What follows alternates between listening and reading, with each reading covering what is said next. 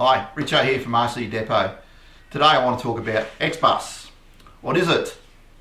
Well, XBus is JR DFA's proprietary serial bus system. Serial bus has been around a long time in the electronics industry, not so long in the RC industry, but a lot of people are using it now and a lot of people are finding it very helpful. A lot of people, it confuses them what it actually does. Now, serial bus system allows you to plug multiple servos which have been pre-programmed into a single lead, in some cases into any port into the receiver. Now, with some of our receivers, there's an XBus dedicated port, and in other receivers, we can convert all of them, like this RG812XB or R8. We can change all of these ports into XBus ports, which means when you plug in your programmed XBus servo, it doesn't matter where it's plugged in. And you can also run from any one of these ports, one of our hubs, which can carry up to 5 servos, and plug all those servos in, and they'll all work as they should, because they've all been pre-programmed, and all of them will be adjustable via the transmitter. Now, I'll show you about how we're going to do this today. Today what we're going to do is going to take this R8 RG812BX, and we'll show you how to program all of these into XBus, which is pretty straightforward, and then I'll show you how to program some XBus compatible servos. And what we'll do is we'll set up an aircraft using 2 elevator, 1 rudder, 4 aileron servos. Also, we'll be running a kill switch, a choke and a throttle, all from an 8-channel receiver, and I'll show you how to do that.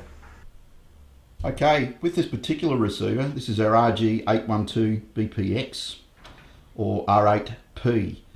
Now this is it's got eight ports on the side here. There's no dedicated XBus port. All of these ports can be converted to XBus ports. Now, how do you know whether they're on or whether they're set to PWM mode?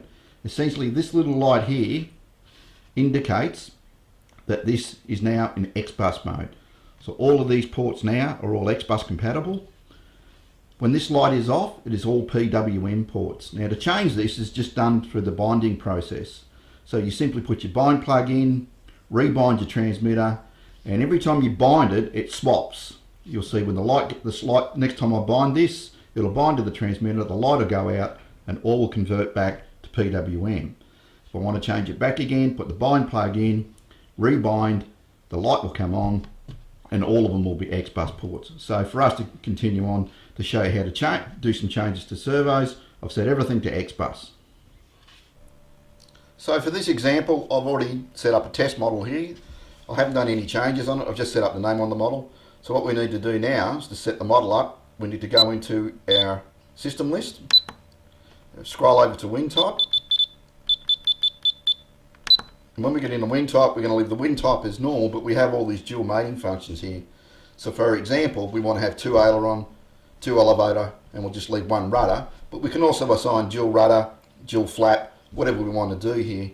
Now, if we press here, we can see what the selection available for us is. These are all the channels that are available for us to change. So at the moment on this one, I'll just pick gear. And you'll see the next one down, it's got trim. Now the trim I'm going to leave inhibited, which will mean that the normal aileron trim will activate both servos. If for some reason you need an individual trim for both ailerons, I can't really see why, you can actually activate it if you like. So we'll move over to elevator, pick auxiliary 2, and the other 2 we'll just leave as normal. But if you wanted to, you can also go into here and assign auxiliary 3 if you wished, auxiliary 4 for flap, which will give you dual rudder, dual flap as well. But at the moment, for example, I'll inhibit those. And we'll move on. Now that we've done that, we need to go back in to our system list. We'll go to XBus and we'll activate the XBus. When you turn it on here, you'll see XBus is inhibited. You get 2 selections here, mode A, mode B.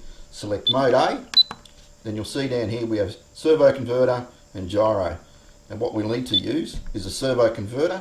We can click into here, and this is where all the changes to our servos will take place.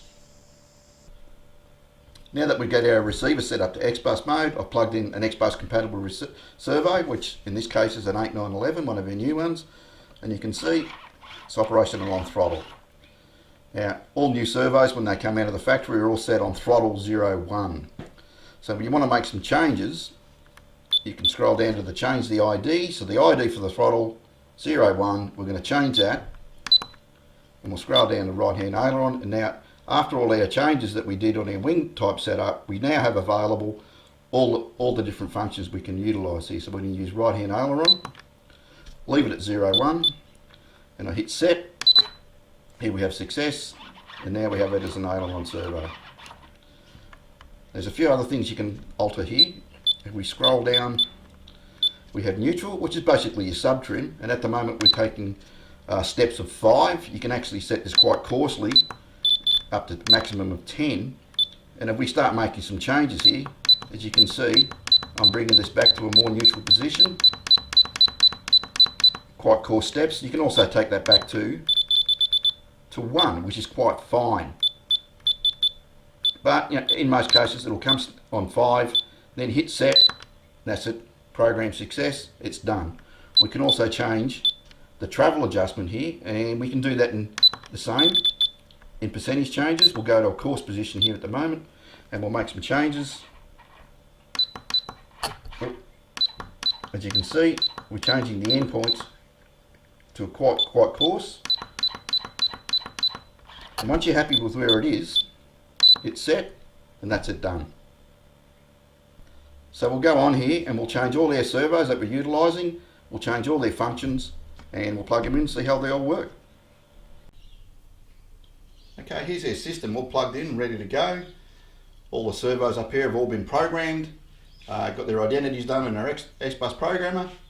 We have left hand aileron 1, left hand aileron 2, right hand aileron 1, right hand aileron 2, rudder, elevator, throttle, choke, and kill switch. Let's turn it on and see how it all works.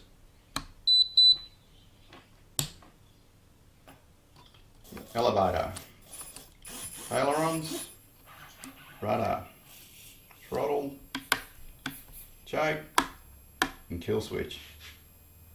Now remember I said you can program all of these from your XBus programming. Just go into your XBus program in the functions, in the system list, sorry. Hit XBus, and now we can change all of these because they're all been identified. We have throttle in here now, and if we want to reverse that, for instance, we'll go to reverse,